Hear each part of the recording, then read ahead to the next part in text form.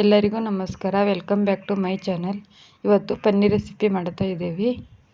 4 ಹೆಚ್ಕೊಂಡಿರೋಂಥ ಈರುಳ್ಳಿ, 4 ಟೊಮೆಟೊ ಮತ್ತು ಕೊತ್ತಂಬರಿ ಕಡ್ಡಿ, ಜೀರಿಗೆ, ಚಕ್ಕೆ, ಏಲಕ್ಕಿ, ಪಲಾವ್ ಎಲೆ, ಶುಂಠಿ, ಬೆಳ್ಳುಳ್ಳಿ, ಒಣಮೆಣಸಿನ್ಕಾಯಿ, ಹಸಿಮೆಣಸಿನ್ಕಾಯಿ, ಕಲ್ಲಂಗಡಿ ಬೀಜ, ಅರಿಶಿನದ ಪುಡಿ ಮತ್ತು ಖಾರದ ಪುಡಿ, ಉಪ್ಪು, ಒಂದು 20 ಗೋಡಂಬಿ. ಈಗ ಒಂದು ಬಾಣಲೆ ಇಟ್ಕೊಂಡು ಎಣ್ಣೆ ಹಾಕಿ ಜೀರಿಗೆ, ಶುಂಠಿ ಮತ್ತು ಬೆಳ್ಳುಳ್ಳಿ ಹಾಕಿ ಫ್ರೈ ಮಾಡ್ಕೋಬೇಕು. ನಂತರ ಹೆಚ್ಕೊಂಡಿರೋವಂಥ 4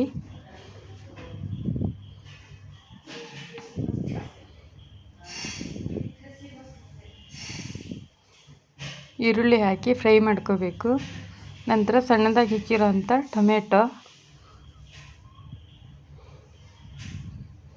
ಟೊಮೆಟೊ ಕೂಡ ಹಾಕಿ ಫ್ರೈ ಮಾಡ್ಕೋಬೇಕು. ನಂತರ ಬೇಯೋಗೋಸ್ಕರ ಸ್ವಲ್ಪ ಉಪ್ಪು,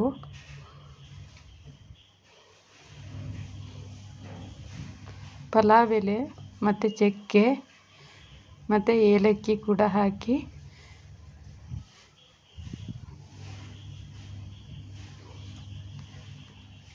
ನಂತರ ಅದಕ್ಕೇನೆ ಒಣಮೆಣಸಿನ್ಕಾಯಿ ಒಂದು 6 ಮತ್ತು ಕೊತ್ತಂಬರಿ ಕಡ್ಡಿ ಮತ್ತು ಕಲ್ಲಂಗಡಿ ಬೀಜ ಮತ್ತು ಗೋಡಂಬಿ. ಕಲ್ಲಂಗಡಿ ಬೀಜ ಒಂದು 3 ಚಮಚದಷ್ಟು ಮತ್ತು ಗೋಡಂಬಿ ಒಂದು 20 ಹಾಕಿ ಎಲ್ಲ ಖಾರದ ಪುಡಿ, ಅರಿಶಿನದ ಪುಡಿ ಅವೆಲ್ಲ ಮಿಕ್ಸ್ ಮಾಡಿ ಫ್ರೈ ಮಾಡ್ಕೋಬೇಕು. ಸ್ವಲ್ಪ ಫ್ರೈ ಆದಾಗ ಸ್ವಲ್ಪ ನೀರು ಹಾಕಿ ಒಂದು ಪ್ಲೇಟ್ ಮುಚ್ಚಿ 2 ರಿಂದ 3 ನಿಮಿಷದ ಕಾಲ ಬೇಯಿಸ್ಕೋಬೇಕು.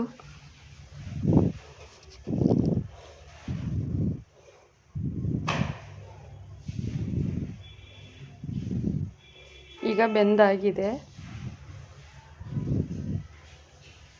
ಅದು ಆರೋದಕ್ಕೆ ಬಿಡಬೇಕು. ಇನ್ನೊಂದು ಬಾಣಲೆ ಇಟ್ಕೊಂಡು ಅದಕ್ಕೆ ಸ್ವಲ್ಪ ಎಣ್ಣೆ ಹಾಕಿ ಪನ್ನೀರ್ ಪೀಸ್ ಹಾಕಿ ಒಂದು 300 ಗ್ರಾಮಷ್ಟು ಪನ್ನೀರ್ ತಗೊಂಡಿದ್ದೀವಿ. ಅದಕ್ಕೆ ಅರಿಶಿನದ ಪುಡಿ, ಖಾರದ ಪುಡಿ, ಉಪ್ಪು ಹಾಕಿ ಫ್ರೈ ಮಾಡ್ಕೋಬೇಕು. ಲೈಟ್ ಗೋಲ್ಡನ್ ಬ್ರೌನ್ ಬಣ್ಣ ಬರೋವರೆಗೂ.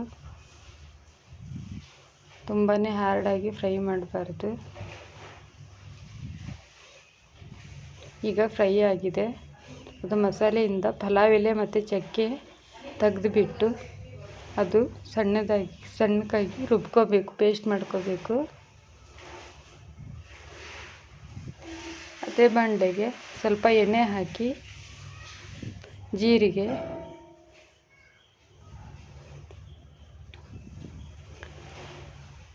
ಬೆಳ್ಳುಳ್ಳಿ, 1-2 ಈರುಳ್ಳಿ ಸಣ್ಣದಾಗಿ ಹೆಚ್ಚಿರೋದು ಹಾಕಿ ಫ್ರೈ ಮಾಡಬೇಕು.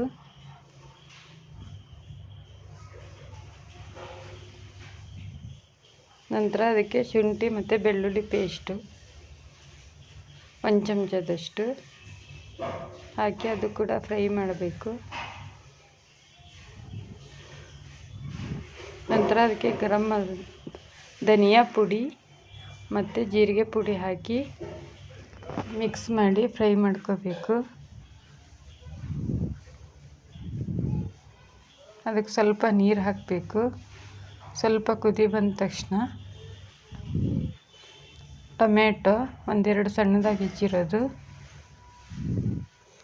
ರುಚಿಗೆ ತಕ್ಕಷ್ಟು ಉಪ್ಪು, ಸ್ವಲ್ಪ ಸಕ್ಕರೆ, ನಂತರ ಸಣ್ಣದಾಗಿ ಹೆಚ್ಚಿರೋಂಥ ಒಂದು ಕ್ಯಾಪ್ಸಿಕಮ್ಮು,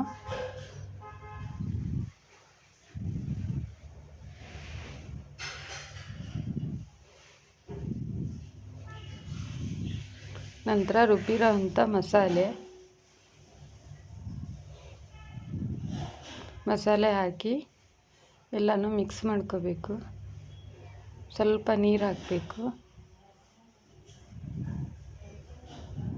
ನಂತರ ಫ್ರೈ ಮಾಡಿರೋವಂಥ ಪನ್ನೀರ್ ಹಾಕಬೇಕು.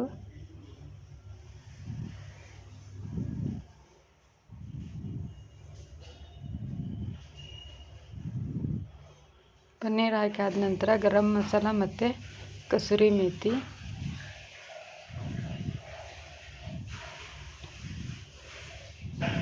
ನಂತರ ಸ್ವಲ್ಪ ಪನ್ನೀರ್ ತುರಿಬೇಕು. ಅದ್ರ ಮೇಲೆ ಸ್ವಲ್ಪ ಹಾಲಿನ ಕೆನೆ ಮತ್ತು ಕೊತ್ತಂಬರಿ ಸೊಪ್ಪು ಹಾಕಿ ಇನ್ನೊಂದು ಕುದಿ ಬರ್ಸ್ಕೋಬೇಕು.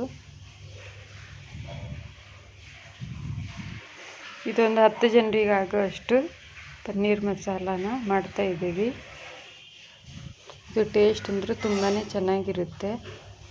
ಇದನ್ನು ಒಂದು ಸರಿ ಹೋಟ್ಲಲ್ಲಿ ತಿಂದಿದ್ವಿ, ಅದೇ ರೀತಿಯೇ ಮನೇಲಿ ಮಾಡಿ ನೋಡೋಣ ಅಂತ ಮಾಡಿ ನಿಮಗೆ ವಿಡಿಯೋ ತೋರಿಸ್ತಾ ಇದ್ದೀವಿ.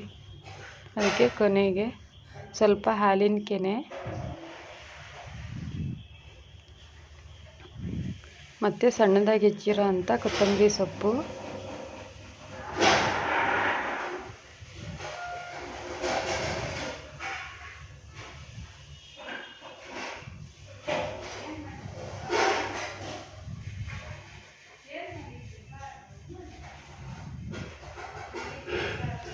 ಸಣ್ಣದಾಗಿ ಹೆಚ್ಚಿರೋ ಅಂಥ ಕೊತ್ತಂಬರಿ ಸೊಪ್ಪು,